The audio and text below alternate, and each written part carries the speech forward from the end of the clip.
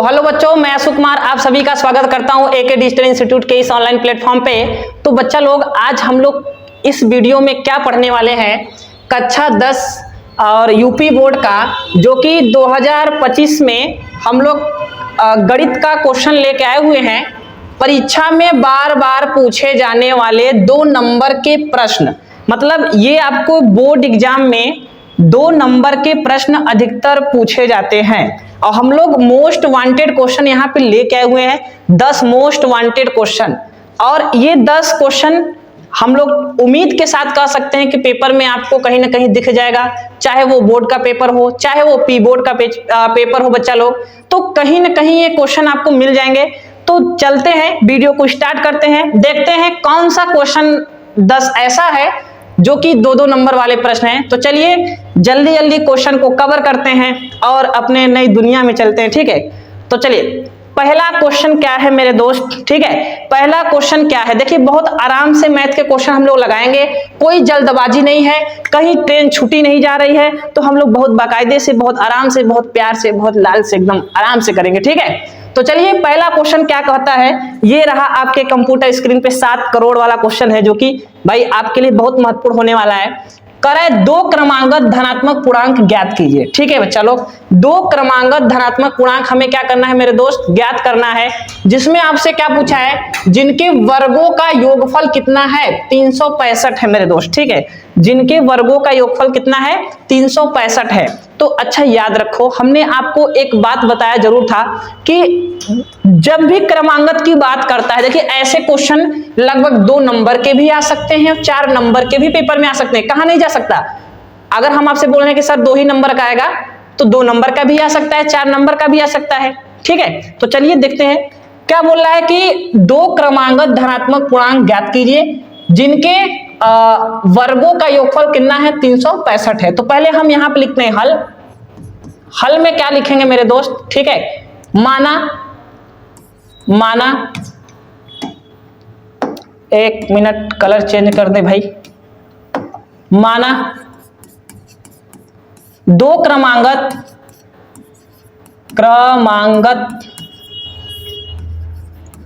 धनात्मक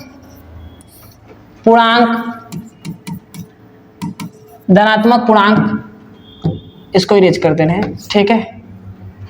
धनात्मक पूर्णांक x और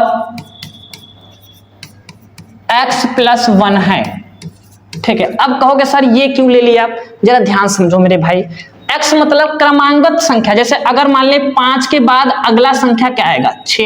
ये 6 कैसे आएगा, जब हम 5 में क्या करेंगे, 1 जोड़ेंगे, तो क्या आएगा हमारा, 6 आएगा मेरे भाई, ठीक है। जैसे अगर हम कर दें 15 और 16, तो 15, 16 2 क्रमांगत संख्याएं हैं, 2 धनात्मक क्रमांगत संख्याएं हैं, ठीक है। 2 क्रमांगत धनात्मक संख्या क्रमांगत की बात करेगा तो हम x और x + 1 लेंगे, और अगर यही सम और विषम की बात करेगा तो x और x + क्या लेंगे, 2 लेंगे। तो इसका बात याद रखना, ठीक है। तो चलिए देखिए आगे क्या है, कहा है कि इनके वर्गों का योगफल कितना है, 365 है। तो यहां लिखेंगे प्रश्नानुसार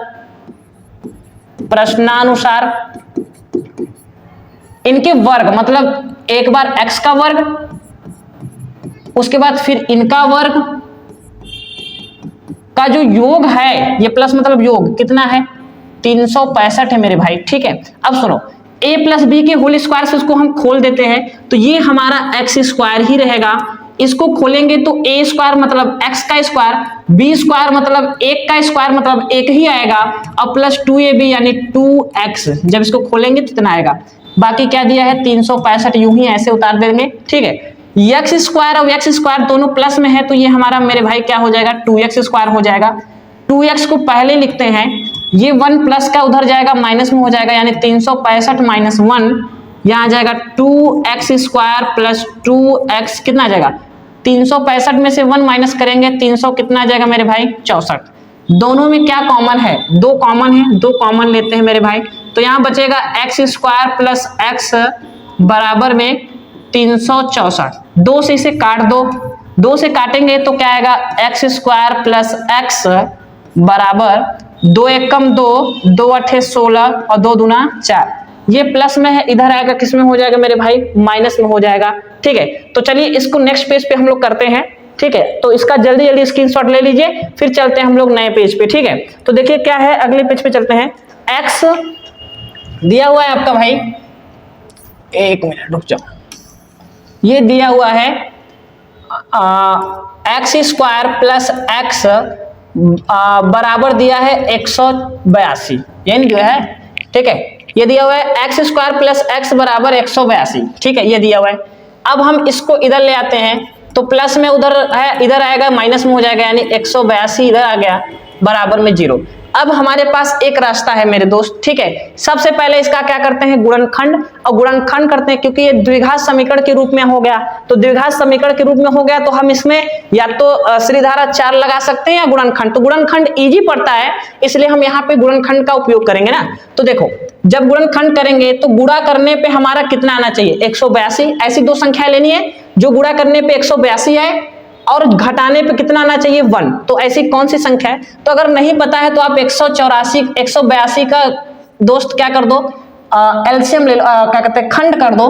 तो दोस्त करोगे 2 9 18, 2 1 कम 2, 7 से काटोगे तो 7 1 कम 7, 7 त्रिक 21, फिर 13 1 कम 13। तो इसका देखो 7 दूना 14 इंटू 13, तो 14 का गुणा 13 में करेंगे तो आपका कितना हो जाएगा, 182, और 14 में से 13 माइनस कर देंगे तो 1 आ जाएगा। ठीक है, तो यहाँ हो जाएगा एक्स स्क्वायर, इसके जगह पर हम लिखेंगे 14 माइनस 13x, बाहर हो जाएगा माइनस 182 बराबर 0।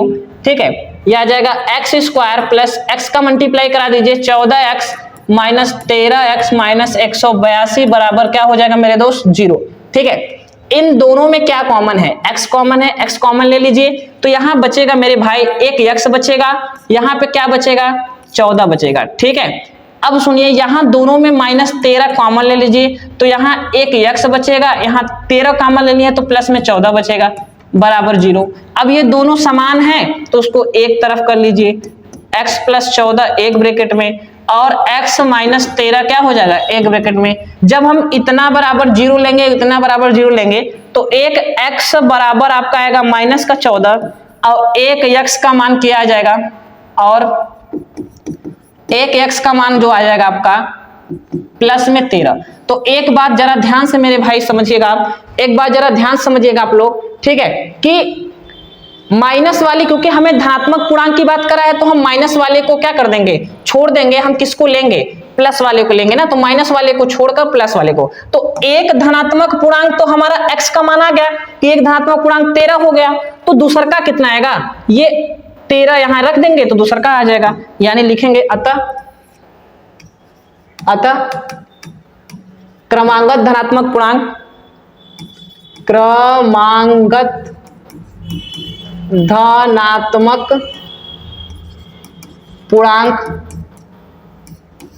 पूर्णांक क्या है, एक तो आ जाएगा 13 और जब आप यहां पे रखोगे x का मान तो 13 और 1 कितना हो जाएगा, 14, तो ये आ जाएगा 14 है।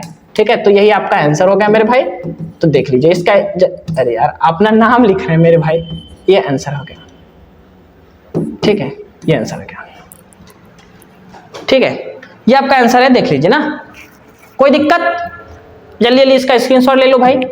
ये रहा क्वेश्चन, ये रहा क्वेश्चन। ठीक है, तो चलिए नेक्स्ट क्वेश्चन की ओर चलते हैं और देखते हैं कौन सा क्वेश्चन अगला है ना।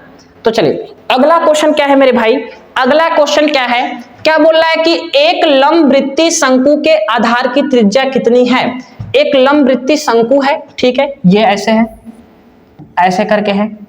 ठीक है, एक शंकु बना दे रहे हैं, कौन बोलते हैं इंग्लिश में इसको, इसकी आधार की त्रिज्या मतलब ये वाला, ये त्रिज्या आपको कितना दिया हुआ है, यानी r बराबर आपको दिया है 3.5 सेमी। ठीक है, ये दिया हुआ है मेरे भाई। उसके बाद कह रहा है कि इसकी ऊंचाई, देखो ये भाई ऊंचाई होती है ना, तो ये ऊंचाई आपको यानी h बराबर आपको दिया हुआ है 12 सेमी, ये दिया हुआ 12 सेमी। तो आपसे पूछा क्या है, शंकु की तिर्यक ऊंचाई ज्ञात कीजिए मेरे भाई। शंकु की तिर्यक ऊंचाई क्या होती है, देखिए ये आपकी तिर्यक ऊंचाई होती है यानी l। ठीक है, शंकु की यही आपसे पूछा हुआ है, यही l आपसे पूछा हुआ है। तो जो जो मटेरियल दिया हुआ है हम यहाँ लिख देते हैं, क्या क्या दिया हुआ, पहले तो लिखते हैं हल, पहले तो हम यहाँ लिखते हैं हल। हल में क्या लिखेंगे, क्या क्या दिया हुआ है, दिया हुआ है शंकु के आधार की त्रिज्या, आधार की त्रिज्या r बराबर कितना दिया हुआ है, 3.5 सेमी दिया हुआ है, ठीक है।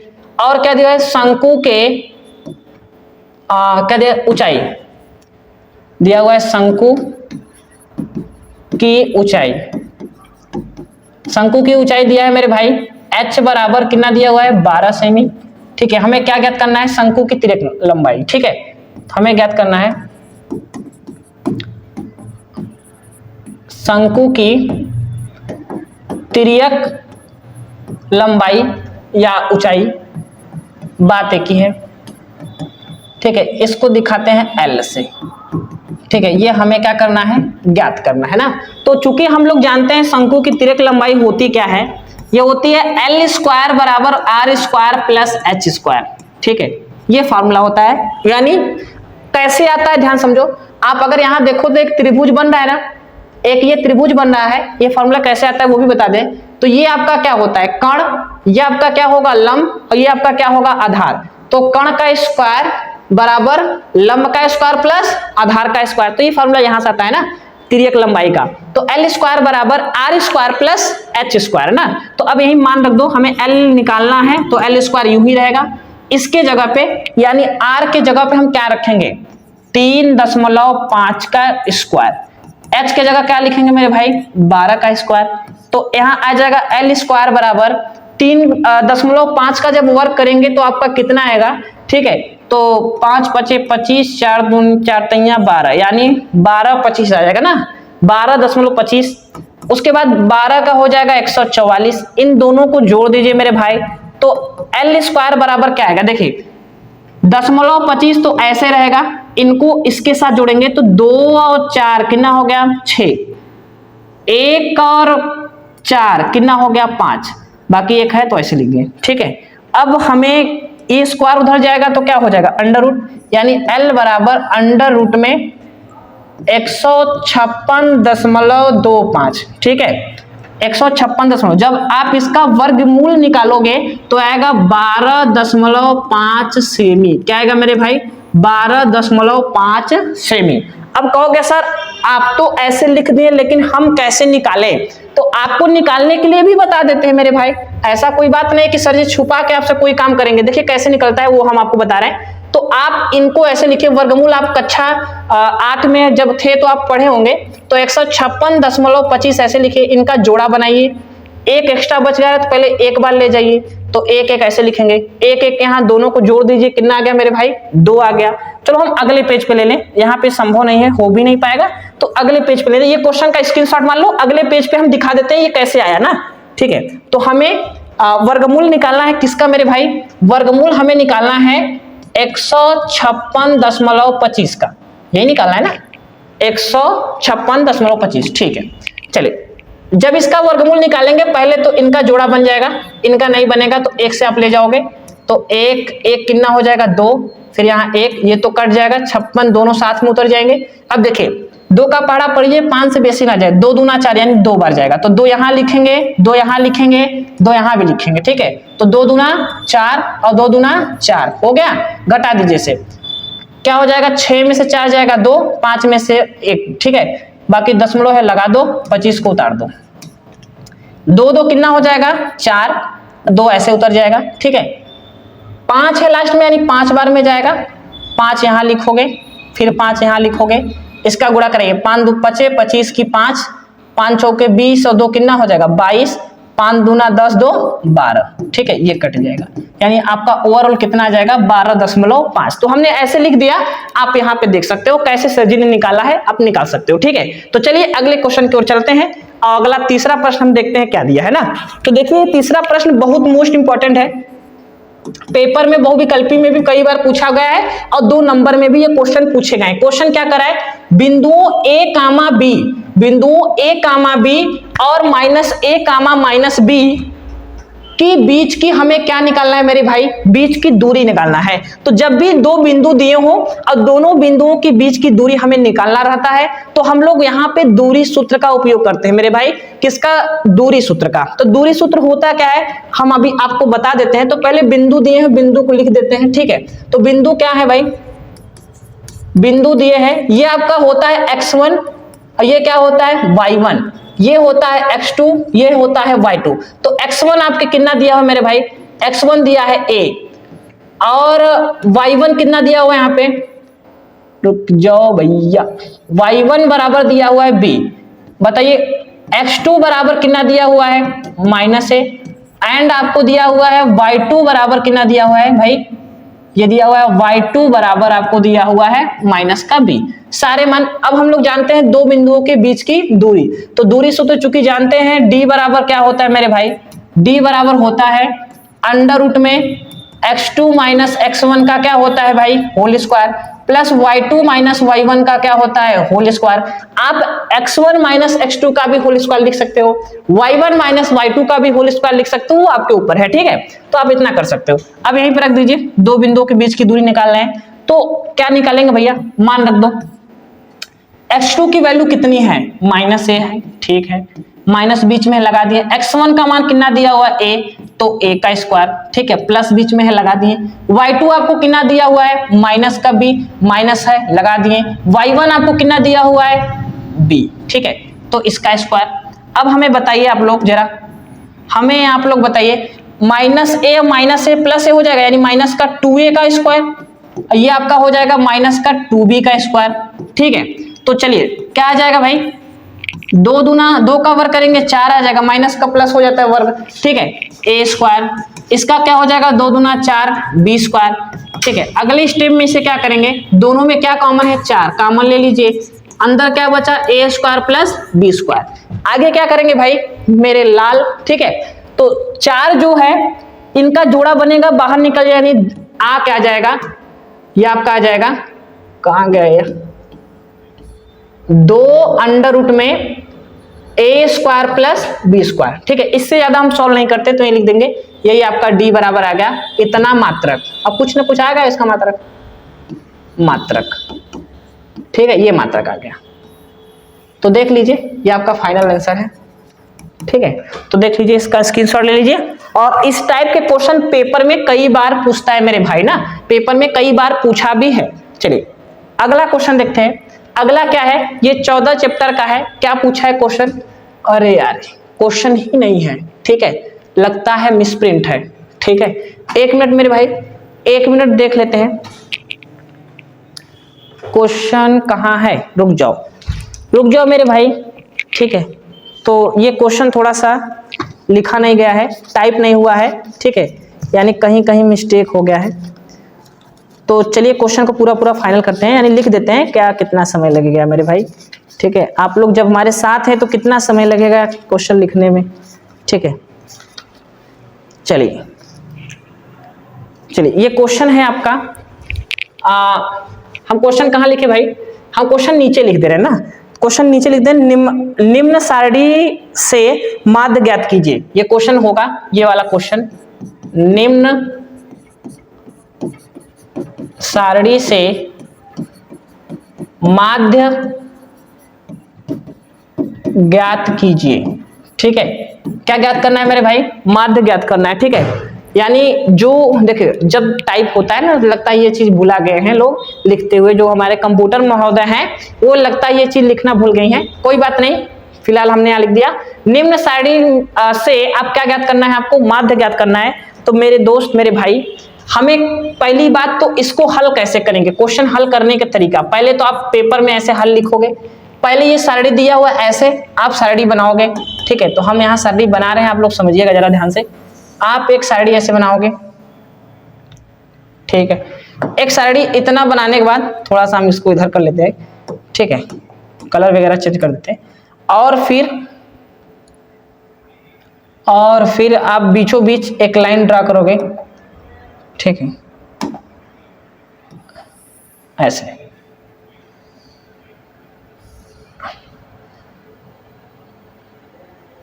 चलिए ऐसे, ठीक है। 1 2 3, हमें 4 की जरूरत है, तो एक चीज और लेना पड़ेगा हमें। ठीक है, चलिए ये रहा ना। आप 4 लाइन ऐसे बना लेना। उसके बाद फिर हमें यहाँ पे क्या लिखना है, पहले वाले में लिखना है वर्ग अंतराल। हम पूरा नहीं लिख रहे हैं, बस अंतराल लिख दे रहे हैं। ठीक है, कहो तो लिख दें वर्ग, 1 मिनट रुक जाओ मेरे भाई, वर्ग अंतराल। ठीक है, और एक में हम लिख दे रहे हैं बारंबारता, बारंबारता, बारंबारता, बारंबारता। ठीक है, यहाँ थोड़ा सा रहेगा, बारंबारता। ठीक है, बारंबारता है ना।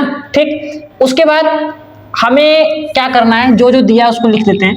ये वर्ग अंतराल दिया है 0 से 10।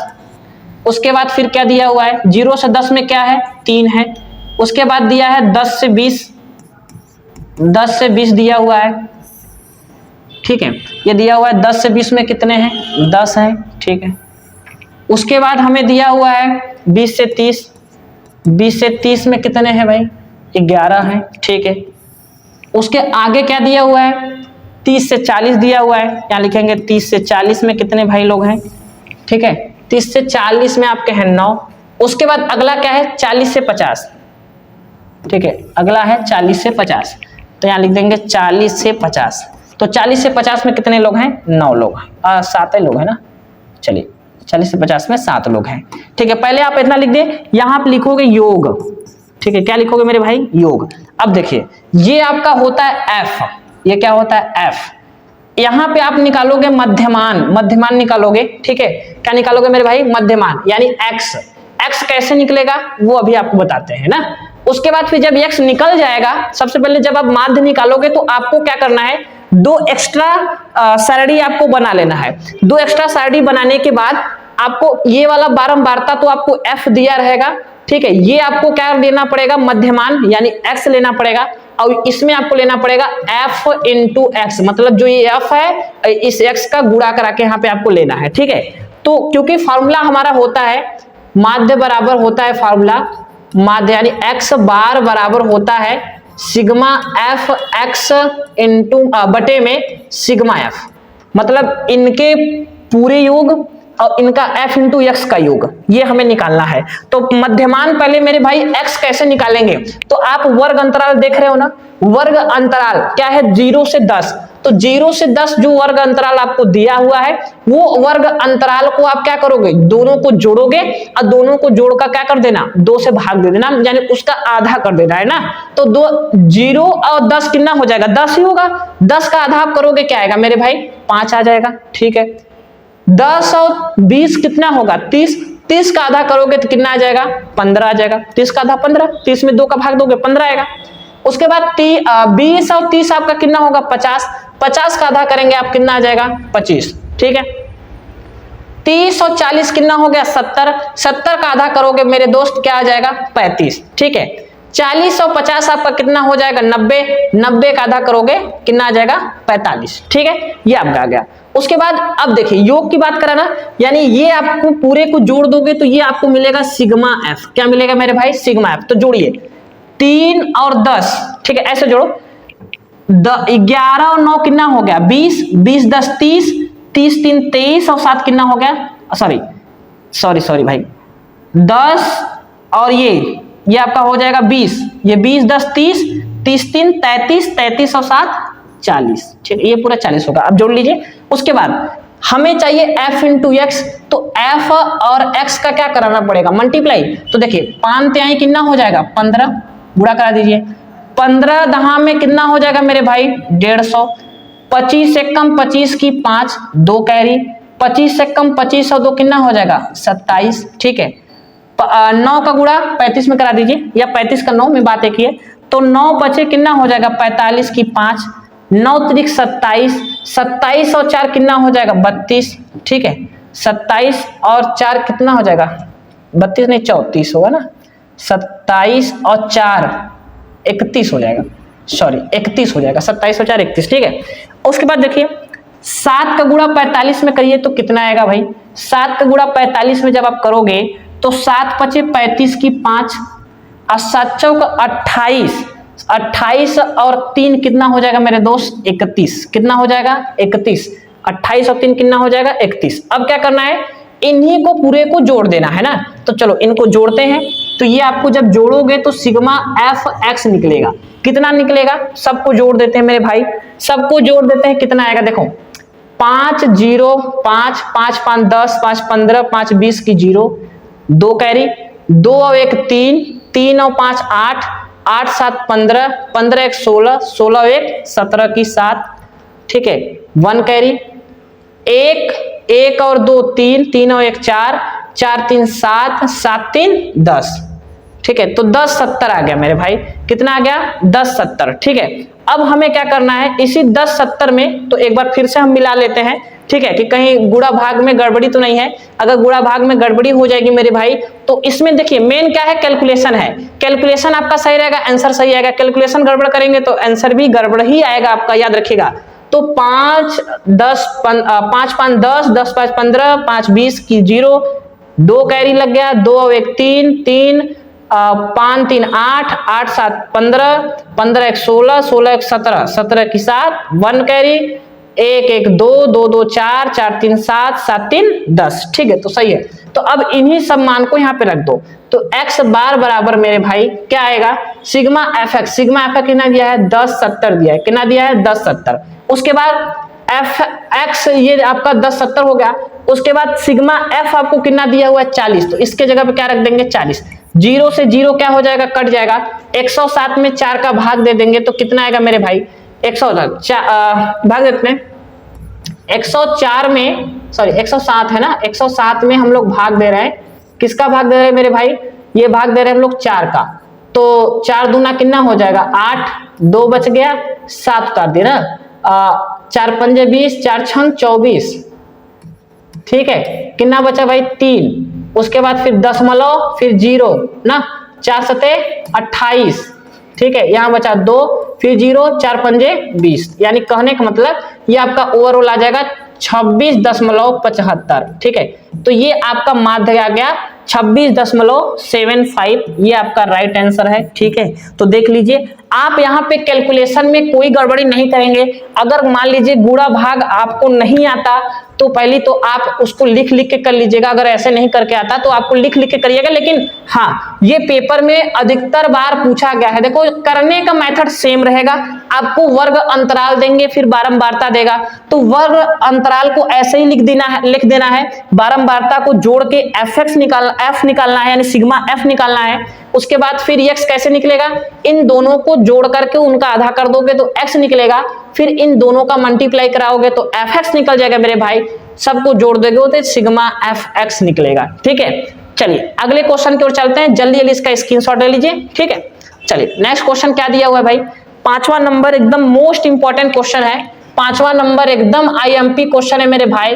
क्या दिया हुआ है कि बिंदु x, y, बिंदु x, y, बिंदु 3, 6 और -3, 4 से समदूरस्थ हो तो x और y में संबंध बताना है। यानी x और y में एक रिलेशन बताना है मेरे दोस्त। क्या होगा जरा देखिएगा ना।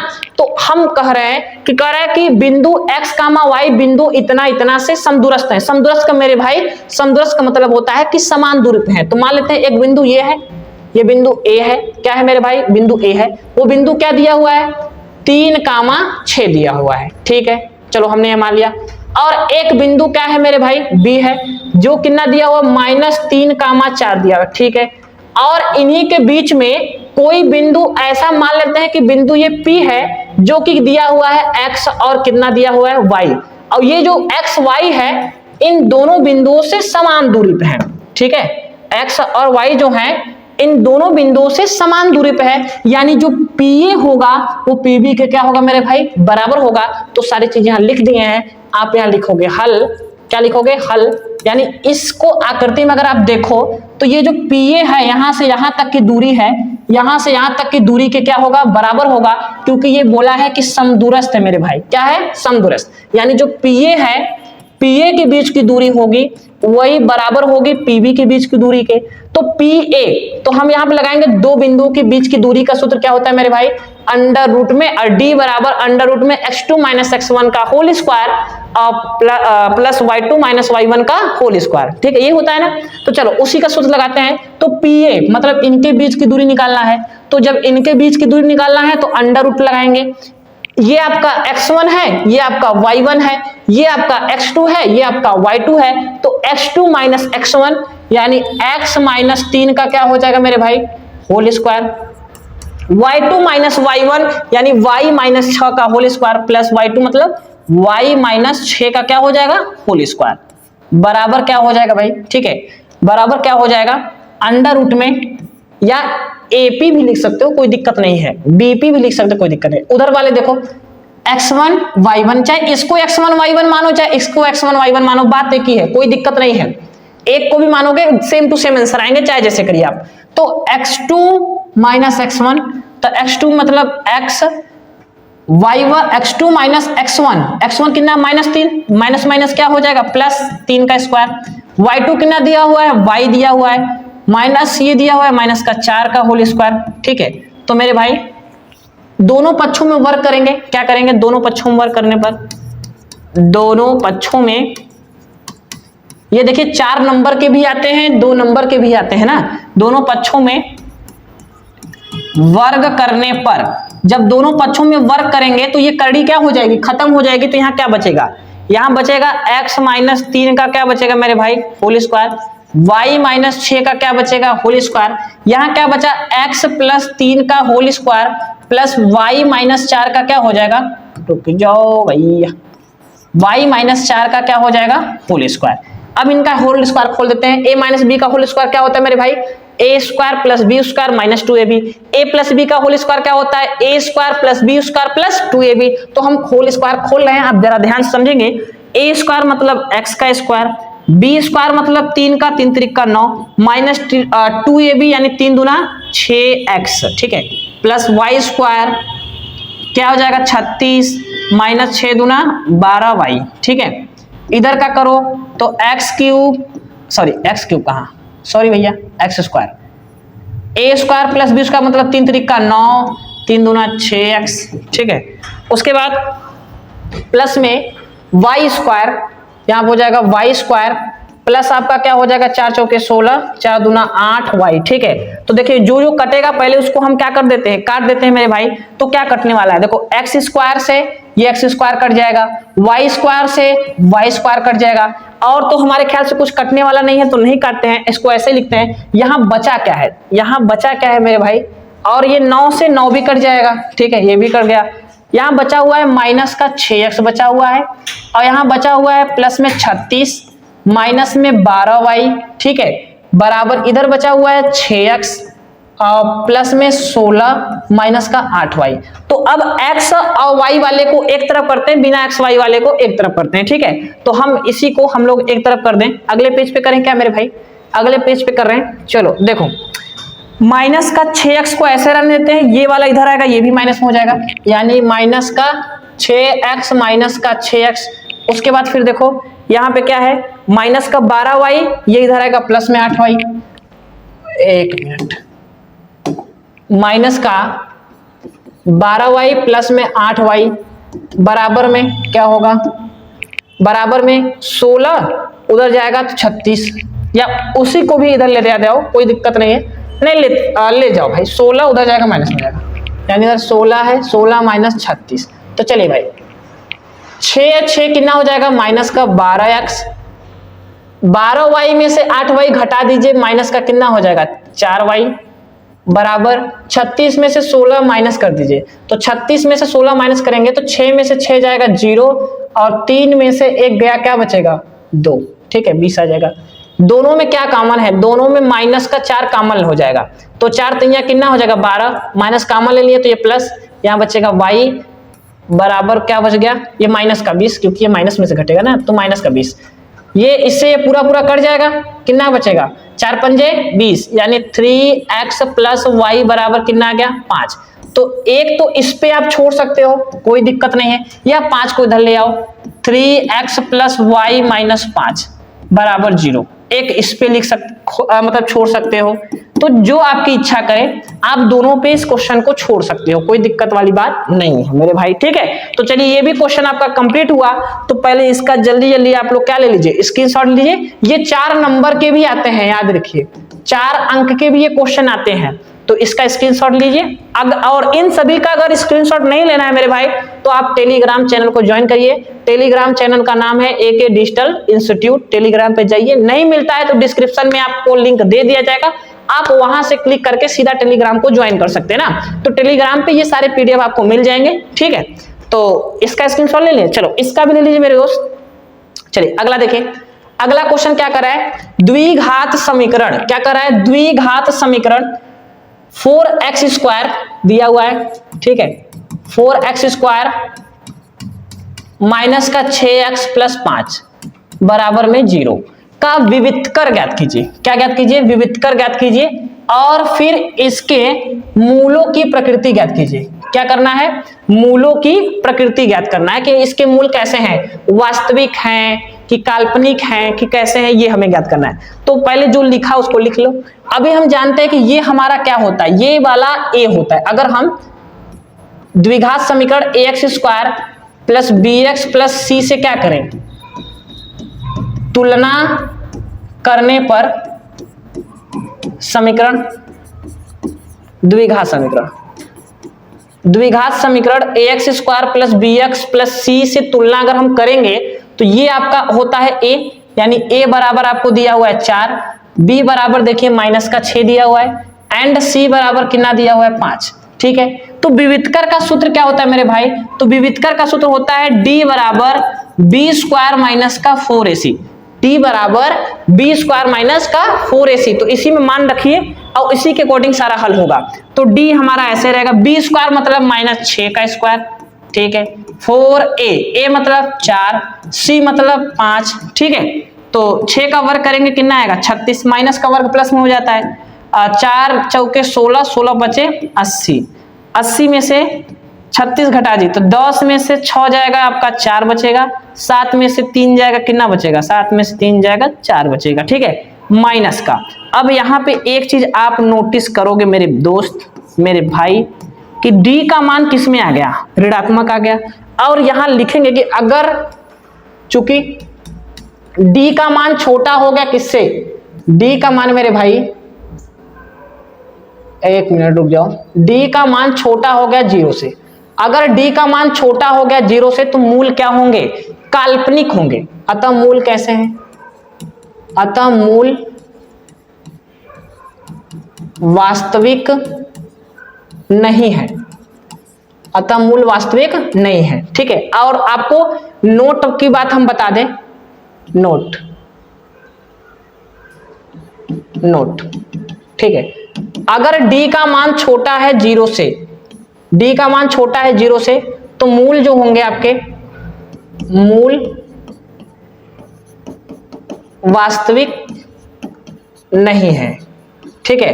कैसे पहचानेंगे कि d का मान छोटा होगा 0 से, माइनस में आ जाएगा ना, ठीक है। और दूसरा केस क्या है कि यदि d का मान बड़ा हो जाएगा 0 से, मतलब धनात्मक आ जाए तो मूल वास्तविक है। तो यहां लिखेंगे मूल वास्तविक है, वास्तविक है, ठीक है। और यदि तीसरा केस क्या है, d का मान बराबर हो जाए 0 के तो मूल समान है, मूल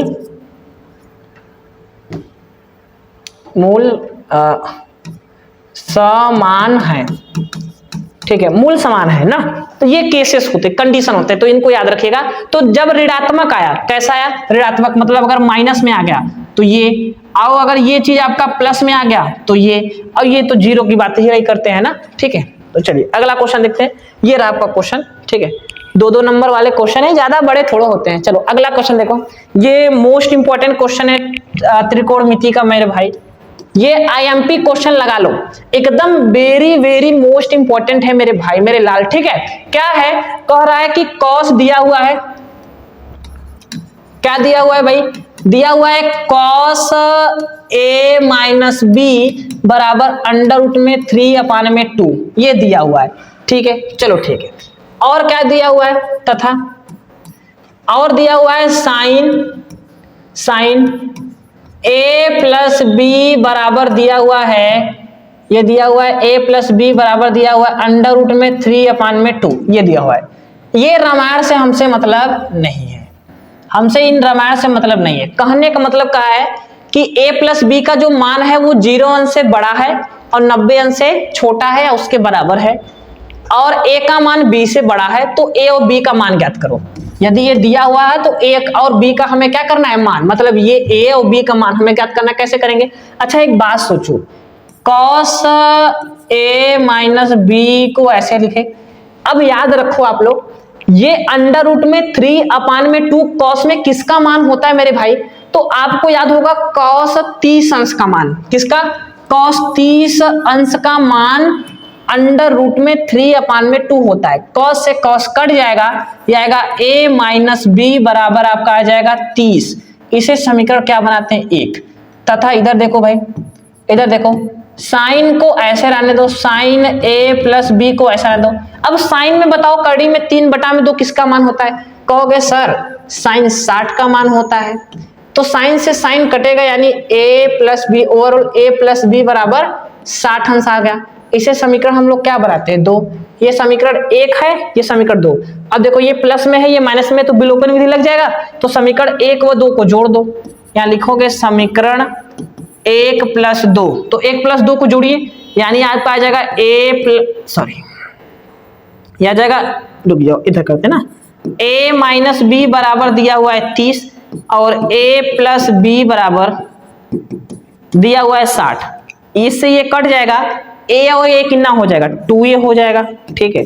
60 और 30 कितना हो जाएगा? 90 हो जाएगा, ठीक है। 2 से इसे काटेंगे तो a बराबर आपका आ जाएगा 45 अंश। कितना जाएगा मेरे भाई? 45। अब a का मान आपको मालूम हो गया, तो a का मान चाहे समीकरण 1 में रख दो चाहे समीकरण 2 में रख दो, b का मान आ जाएगा। तो आप यहां लिखोगे कि a का मान समीकरण 1 में रखने पर, 1 में रखने पर, तो 1 में रख दीजिए। a की जगह क्या रखोगे मेरे भाई? 45 अंश माइनस b बराबर क्या हो जाएगा? 30। अब सुनो, ये b नहीं जना रहा है क्या? चलो b को सही से करते हैं। ये बताओ, ये b इधर आएगा प्लस में, ये 30 इधर आएगा माइनस में, यानी 45 माइनस 30 बराबर b। 45 में से 30 घटा दीजिए तो कितना आएगा? 15। b बराबर कितना आ गया? 15। कितना आ गया मेरे भाई? 15, ठीक है। पता है कोई दिक्कत? 15 अंश, यानी a का मान आपका आ गया 45 अंश और b का मान आपका कितना आ गया? 15 अंश, ठीक है। चलिए आगे चलें, जल्दी जल्दी इसका स्क्रीनशॉट ले लीजिए, फिर आगे चलते हैं ना। चलिए अगला क्वेश्चन 8वें की ओर हम लोग चल दिए हैं मेरे भाई। 8वां नंबर क्वेश्चन क्या कहता है, जरा ध्यान समझिए। करें 2 अंकों की एक संख्या, 2 अंकों की एक संख्या क्या होती है भाई? 2 अंकों की संख्या क्या होती है? ये होती है 10 से लेकर कहां तक होती है? 99 तक होती है भाई, यही ना होती है 2 अंकों की संख्या। 1 अंक, 2 अंक, इसमें ये होता है इकाई दहाई, ये दहाई का अंक है, ये इकाई का अंक है, ठीक है। सॉरी, ये इकाई है, ये दहाई है, ठीक है, सॉरी। तो अब ये समझो कि हम लोग क्या कर रहे हैं कि 2 अंकों की संख्या की बात कर रहे हैं। किसकी? 2 अंकों की संख्या। 2 अंकों की संख्या क्या होती है? 10 से लेकर के 99 तक। 10 से लेकर कहां तक होती है? 99 तक। तो अभी हमको क्वेश्चन में क्या बोल रहा है मेरे भाई? क्वेश्चन में बोल रहा है कि 2 अंकों की एक संख्या के, 2 अंकों की एक संख्या के अंकों का योगफल कितना है मेरे भाई? 9 है। अंकों का योगफल कितना है? 9 है। इस संख्या का 9 गुना संख्या के अंकों को उलटने से बनी संख्या का 2 गुना है, वह संख्या ज्ञात कीजिए। तो इसको करने का मेथड क्या है? सबसे पहला आप क्या करोगे? लिखोगे हल। पहले मानोगे, क्या मानोगे? माना भैया, माना दहाई का अंक, क्योंकि अंक में दहाई और इकाई होते हैं, तो पहले मान लो। माना दहाई का अंक क्या है? मान लेते हैं x है, तथा इकाई का अंक क्या है मेरे भाई? इकाई का अंक क्या मान लेते हैं हम लोग? माना इकाई का अंक क्या है आपका? y है, ठीक है। तो संख्या का सूत्र क्या होता है? संख्या क्या होगी? संख्या क्या होगी मेरे भाई? 10 दहाई का अंक प्लस इकाई का अंक। देखिए फॉर्मूला ये होता है 10 दहाई का अंक प्लस इकाई का अंक, ठीक है। 10 दहाई कितना है? x, तो 10x प्लस y, ये इकाई है, ठीक है। तो 10 दहाई का अंक प्लस इकाई का अंक, तो ये हो गया। अब क्या कह रहा है कि अंकों को उलटने पर बनी संख्या ना, तो अंकों को उल्टेंगे तो क्या बनेगा, लिखेंगे अंकों को उलटने पर बनी नई संख्या, बनी नई संख्या क्या बन जाएगी भैया, अंक उलट देंगे मतलब दहाई के जगह इकाई कर देंगे और इकाई की जगह दहाई, तो ये आ जाएगा आपका 10y प्लस एक्स। तो ये नई संख्या आपकी बन गई। अब पहले शर्तानुसार यहां पे क्या करा है, अब लिखेंगे पहले शर्तानुसार, पहले शर्तानुसार मेरे भाई क्या बोल रहा है कि दो संख्या, दो अंकों का यानी जो संख्या के अंकों का योगफल 9 है, तो संख्या का अंक यही है यानी x प्लस वाई बराबर कितना है 9, इसको समीकरण क्या बनाते हैं मेरे दोस्त 1। ठीक है, दूसरे शर्तानुसार, दूसरे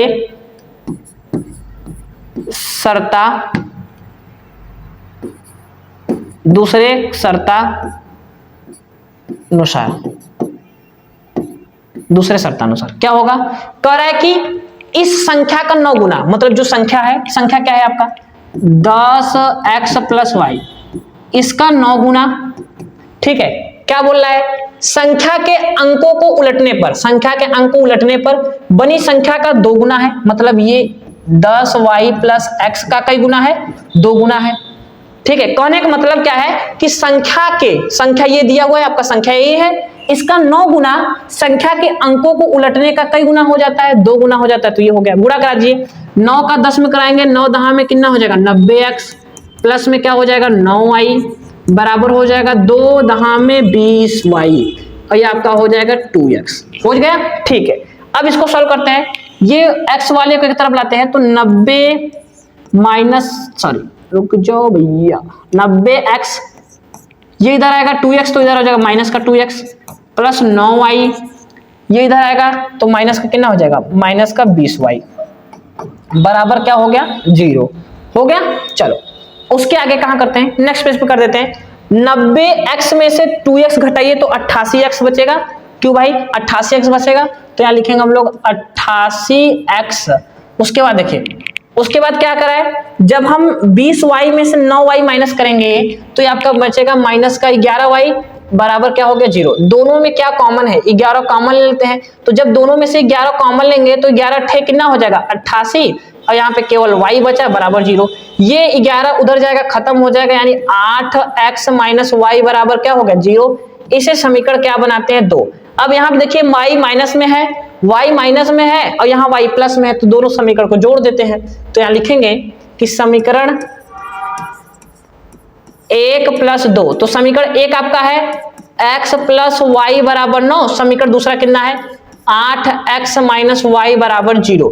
देखिए ये आपका कट जाएगा, तो 8x और 1x कितना हो जाएगा 9x बराबर 9, 9 में 0 जोड़ेंगे 9, 9 एक कम 9, यानी x बराबर कितना आ गया 1। अब x का मान समीकरण 1 में रख दीजिए, x का मान समीकरण 1 में रख दीजिए, चाहे 2 में रखिए तो y का मान निकल जाएगा। तो यहां से हम लोग रखेंगे कि x का मान समीकरण 1 में रखने पर, ठीक है, तो 1 में रखिए, तो 1 क्या है x प्लस वाई बराबर 9, तो x के जगह 1, y बराबर 9, ये 1 उधर जाएगा माइनस में, यानी 9 माइनस 1, यानी y बराबर कितना आ गया 8। हमसे लास्ट में पूछा क्या है, हमसे पूछा है मेरे दोस्त संख्या। तो संख्या क्या थी भाई 10 दहाई का अंक प्लस इकाई का अंक, तो अतः लिखेंगे अतः संख्या क्या होगी भाई साहब, संख्या हो जाएगी 10x प्लस वाई, यही ना होगी, 10x का मान 1, y का मान 8, 10 एक कम 10 प्लस 8 और 10 8 18। ठीक है, तो ये आपकी संख्या आ गई, ये आंसर आ गया आपका। ठीक है, तो संख्या कितनी आ गई 18। कितना आ गया मेरे दोस्त 18। तो ठीक है, तो जो क्वेश्चन आपको समझ में ना आए तो उसे कमेंट करिएगा सर ये क्वेश्चन हमें समझ में नहीं आया। वैसे हम लोग मोस्ट इंपॉर्टेंट क्वेश्चन ही लाए हैं आप लोगों के लिए, आपको पेपर तक पूरी 100 में 100 की तैयारी हम कराएंगे। ठीक है, इसलिए आप लोगों के साथ जियो जान से लगे पड़े हुए हैं। ठीक है, तो चलिए अगले क्वेश्चन को देखते हैं। अगला क्वेश्चन 9वां नंबर क्या है मेरे भाई। ठीक है, 9वां बचा हुआ है, एक और बचा हुआ क्वेश्चन 10वां। ठीक है, तो 2 क्वेश्चन बचे हुए हैं, छोटे छोटे क्वेश्चन है, इनको फटाफट करते हैं क्योंकि इनका भी 2 नंबर में ही जिक्र होता है, एकदम वेरी वेरी इंपॉर्टेंट। तो हम यहाँ पे आप लोगों को बताने वाले हैं कि सिद्ध कीजिए कि करड़ी में 3 एक अपरिमेय संख्या है। तो इसके जगह पे या आपसे पूछ ले करड़ी में 2, करड़ी में 5, करड़ी में 7, तो सब एक ही जैसे होंगे।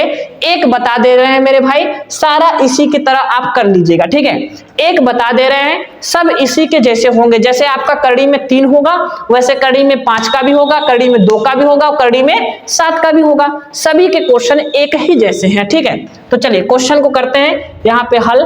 तो सबसे पहला काम आपसे पूछा क्या है, पूछा है कि सिद्ध कीजिए कि करड़ी में 3 एक क्या है मेरे दोस्त, अपरिमेय संख्या है। ये आपसे पूछा है, तो सबसे पहले आप उसके विपरीत मान लो कि नहीं भाई करड़ी में 3 कह रहा है कि अपरिमेय संख्या है, लेकिन हम क्या मानेंगे कि ये क्या है, परिमेय संख्या। तो इसके जस्ट विपरीत मान लो कि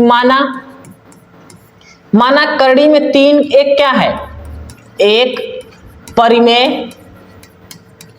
परिमेय संख्या है, हम मान लेते हैं। अब बताओ मेरे भाई, जब ये परिमेय संख्या है तो इसे p बटा q के रूप में लिख सकते हैं। तो कहीं कहीं किताबें a बाई b के रूप में भी लिखता है, p बाई q के भी रूप में लिखते हैं। तो चाहे जो आपकी इच्छा वो लिख सकते हो। ठीक है, तो इसे हम लोग लिख सकते हैं, इसलिए करड़ी में 3 बराबर p बटा में q। जहां p क्या है और q क्या है, लिखेंगे जहां p व q सअभाज्य संख्या है, p व q सअभाज्य संख्या है और q का मान,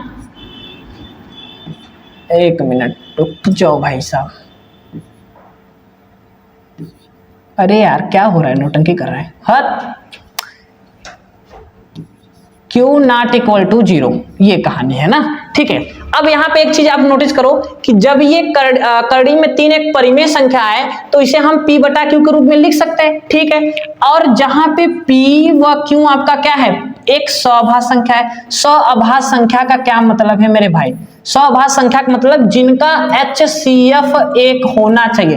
अब कहोगे सर HCF 1 का क्या मतलब है, कि जिनमें इनके अभाज्य गुणनखंड जो करें हम तो उनमें एक के अतिरिक्त और कोई दूसरा उभयनिष्ठ गुणनखंड ना हो, केवल एक ही उभयनिष्ठ गुणनखंड, मतलब एक ही कॉमन ले सके, एक से ज्यादा संख्या कॉमन ना ले सके, तो आपका होता है सअभाज्य संख्या, जिसमें एक ही कॉमन हो। जैसे 5 और 6 में हम क्या कॉमन लिख सकते हैं, एक ही कॉमन ले सकते हैं, तो ये आपकी सअभाज्य संख्याएं हैं। ठीक है, तो ये चीज है ना। तो चलिए जल्दी जल्दी क्वेश्चन को करते हैं, बहुत लंबा क्वेश्चन है। ठीक, तो क्या है क्वेश्चन आपका कि करड़ी में 3 बराबर p बटा q हम लिख दें, क्योंकि एक परिमेय संख्या है तो इसे हम p बटा q के रूप में हम क्या कर सकते हैं, आराम से लिख सकते हैं। चलो अब यहाँ पे क्या करेंगे कि दोनों पक्षों में वर्ग करेंगे। क्या करेंगे मेरे दोस्त, दोनों पक्षों में वर्ग। तो यहाँ लिखेंगे दोनों पक्षों में वर्ग करने पर, दोनों पक्षों में वर्ग करने पर, तो जब दोनों पक्षों में हम वर्ग करेंगे तो क्या होगा, तो ये आपका हो जाएगा करड़ी में 3 का स्क्वायर, और इधर हो जाएगा p अपान में q का क्या हो जाएगा, स्क्वायर, होल स्क्वायर। ठीक है, स्क्वायर से करड़ी खत्म हो जाएगी, यानी यहाँ बचेगा 3, यहाँ हो गया p स्क्वायर बटे में q स्क्वायर। एक चीज समझो, q को इधर ले आए तो यहाँ आ जाएगा q स्क्वायर बराबर p स्क्वायर बटे में 3 आ गया।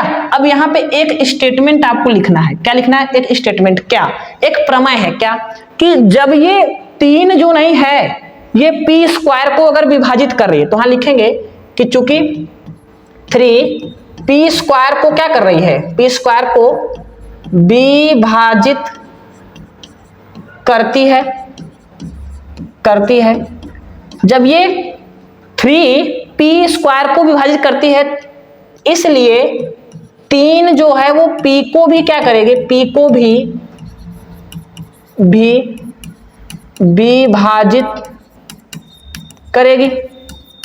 भाई जब ये p स्क्वायर को विभाजित करेगी, प्रमेय है। जैसे अगर आपको कोई आपके पिताजी को कोई मार दे रहा है, तो सीधी सी बात है वो आपको भी छोड़ेगा क्या, नहीं, वो आपको भी मार सकता है। ठीक है, यानी 3 जो है वो p स्क्वायर को अगर विभाजित करेगी तो 3 p को भी क्या करेगी, विभाजन। मतलब क्या, ऐसे समझो, किसी संख्या का जो वर्ग है किसी संख्या से विभाजित हो जा रहा है, तो वो संख्या भी उस संख्या से क्या होगी, विभाजित होगी। ये प्रमेय है। ठीक है, तो इतना लिख दें। उसके बाद आपको यहाँ पे मानना है पुनः माना। क्या लिखना है, एकदम जैसे लिख रहे हैं एकदम डिट्टो कॉपी पेपर में लिखेगा, पूरा का पूरा नंबर मिलेगा मेरे भाई, ठीक है। पुनः माना, क्या मान लेते हैं, इस P के जगह हम कुछ मान लेते हैं, यहां मान लेते हैं P बराबर, क्या मान लिए भाई, थोड़ा सा कलर वगैरह चेंज कर ले, कभी का लगे पड़े हुए उसी कलर से।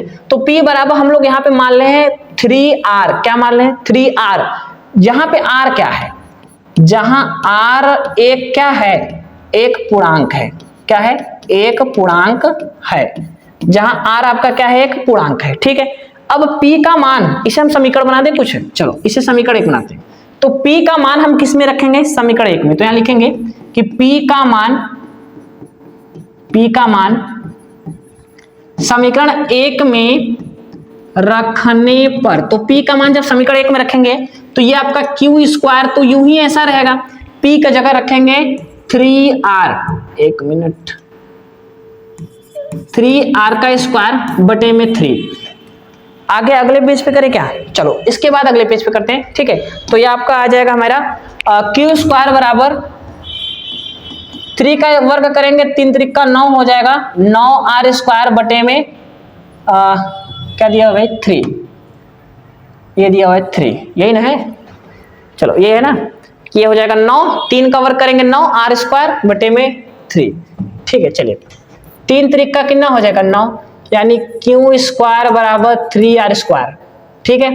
ये इधर आएगा बटे में आ जाएगा, यानी कहने का मतलब कि आपका R स्क्वायर बराबर क्या आ जाएगा, Q स्क्वायर बटे में 3। इसे समीकरण क्या बनाओ 2, और लिखो वही सेम टू सेम कि यदि चूंकि जो 3 है वो Q स्क्वायर को विभाजित करती है, तो लिखेंगे 3 Q स्क्वायर को क्या करती है, को विभाजित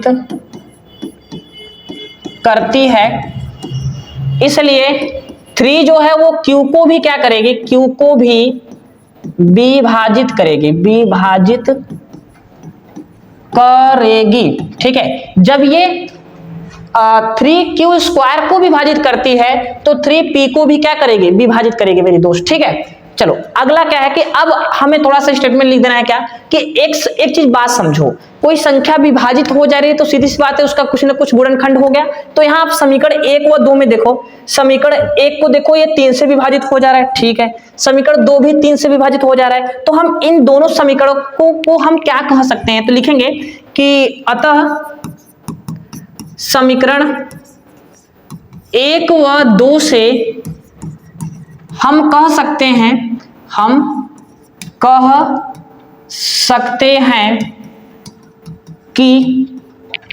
सकते हैं कि दोनों का उभयनिष्ठ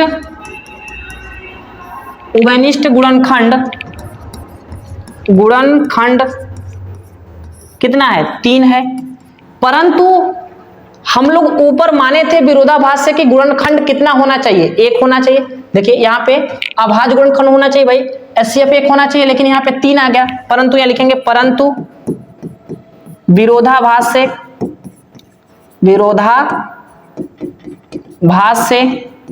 ठीक है, HCF नॉट इक्वल टू 1, मतलब HCF 1 नहीं है, कितना आ गया, 3 आ गया, HCF कितना आ गया 3, यानी उभयनिष्ठ गुणनखंड कितना आ गया, 3 आ गया। अतः हमारी मानी गई कल्पना क्या है, कल्पना गलत है, इसलिए या ऐसे आप बना दो, इसलिए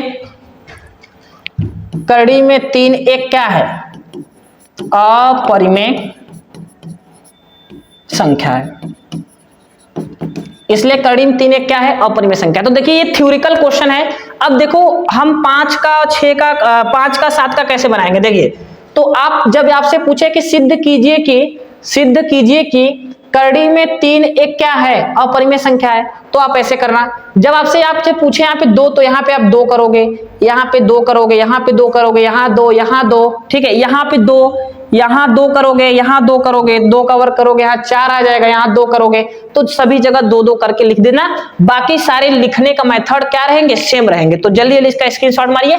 चलते हैं एकदम लास्ट क्वेश्चन की ओर। 10वां क्वेश्चन हमारा क्या है मेरे भाई, 10वां क्वेश्चन क्या है, चलिए लास्ट क्वेश्चन है इस इंपॉर्टेंट क्वेश्चन का। देखिए 10-10 क्वेश्चन लेके आए, अगर ज्यादा क्वेश्चन लेके आएंगे मेरे दोस्त तो वीडियो बहुत ज्यादा लंबा हो जाएगी, ठीक है। तो देखिए 10वां क्वेश्चन आपसे क्या पूछा है ना, 10वां क्वेश्चन आपसे क्या पूछा है, पूछा है कि दिया गया है, क्या दिया गया है, HCF इतना दिया हुआ है, तो हमसे LCF का मान पूछा है ना। तो लिखते हैं हल। हल में क्या दिया हुआ है, HCF दिया हुआ है 255,867 बराबर कितना दिया हुआ है, 51, ये दिया हुआ है। हमसे क्या पूछा है, हमसे पूछा है LCM 255,867 का क्या होगा, ये आपसे पूछा है। तो हम लोग चूंकि हम जानते हैं कि एक फॉर्मूला होता है LCM, ठीक है, LCM 255,867, LCM गुणत्ते HCF बराबर पहली संख्या गुणत्ते दूसरी संख्या। ये फॉर्मूला पढ़े हो ना आप लोग कि HC देख लिखने क्या, LCM A, B गुणत्ते HCF A, B बराबर पहली संख्या गुणत्ते दूसरी संख्या।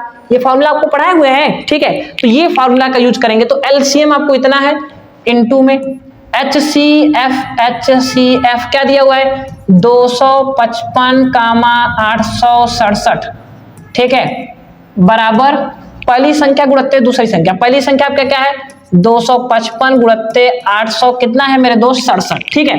तो अब LCM का मान हमें निकालना है, तो LCM ऐसे ही लिखेंगे 255,867 इनटू में ये आपको दिया हुआ है HCF कितना दिया हुआ है 51, तो यहां लिख देंगे 51 बराबर 255 गुणत्ते 867। ये गुणा में है तो उधर जाएगा डिवाइड में हो जाएगा, यानी LCM 255,867 बराबर 255,867 बटे में क्या हो जाएगा भाई 51।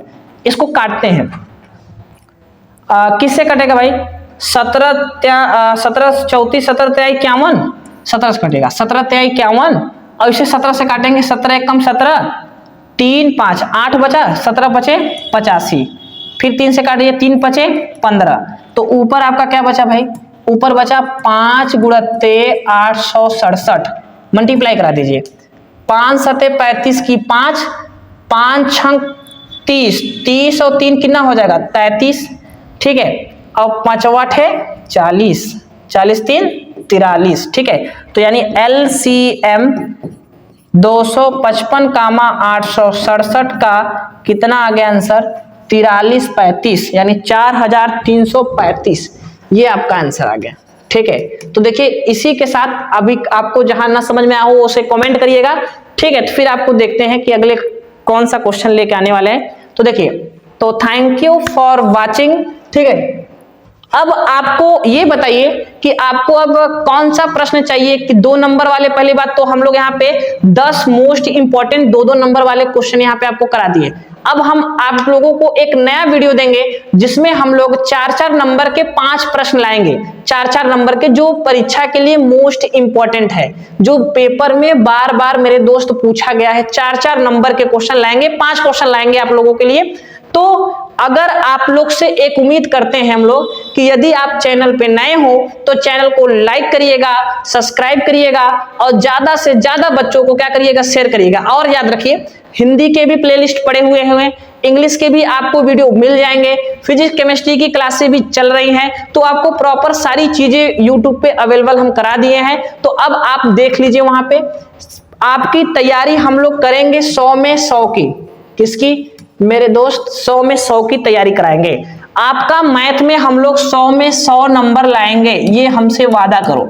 लड़कियों से तो बहुत वादा करते हो, अब हमसे वादा करो कि हम सर 100 में 100 नंबर ही लाएंगे मैथ में, चाहे जो हो जाए। और आपके लिए हम लोग जी जान से लगे हुए हैं, तो वीडियो को ज्यादातर बच्चों के पास शेयर करिएगा। तो मिलते हैं आप लोगों से एक नए वीडियो में 4-4 नंबर वाले क्वेश्चन लेकर के। तो आज के लिए इतना ही मेरे दोस्त, धन्यवाद।